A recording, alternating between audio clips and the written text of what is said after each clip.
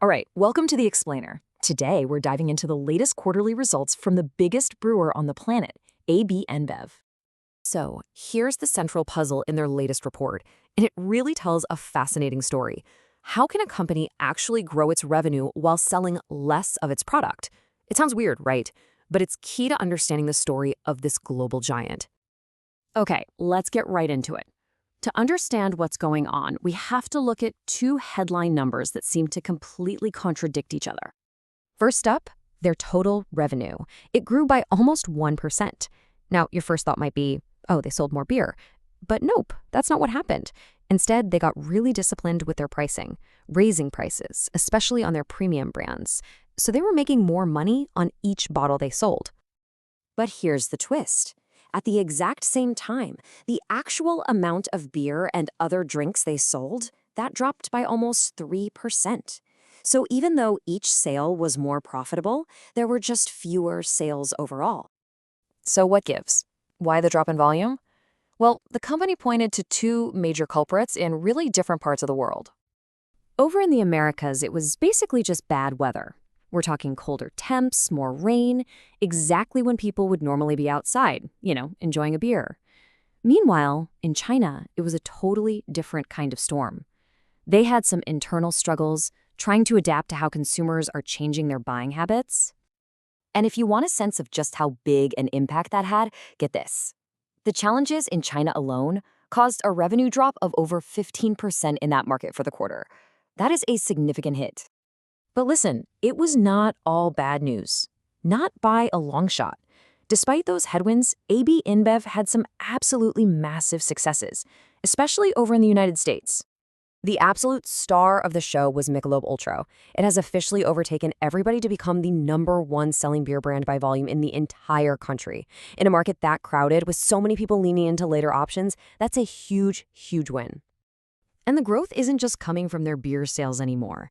Their Beyond Beer category, which is stuff like these canned cocktails, is absolutely exploding right now. And their canned cocktail brand, Cutwater, is the perfect example. It saw triple-digit revenue growth. It's grown so fast that it's now one of the top 10 largest spirits brands in the entire US.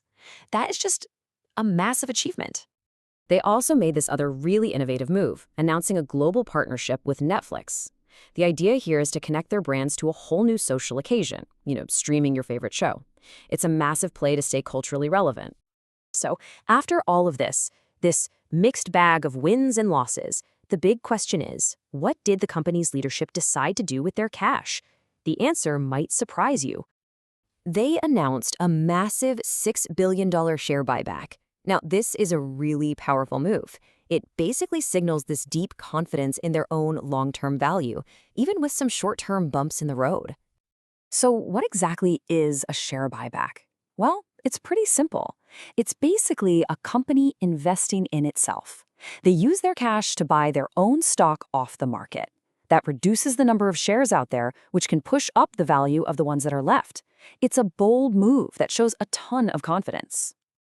Okay, so we've seen the short-term moves. Let's zoom out a bit and see how all of these different pieces, the challenges, the big wins, and these financial bets, how they all fit into their long-term game plan. Their entire strategy is really anchored by these three pillars. It's a framework that's designed to drive consistent, profitable growth by leading the industry, embracing technology, and just running a really efficient operation. And you better believe the company is already looking way ahead. They see this massive global event on the horizon that they think is going to be a game changer for the entire industry. The CEO himself pointed to the World Cup as this huge opportunity. So that's the crucial question, isn't it? Can they harness the incredible power of the world's biggest sporting event to overcome these current challenges? The bad weather, the market shifts, and score big in the years to come. For one of the world's biggest brands, it is going to be fascinating to watch.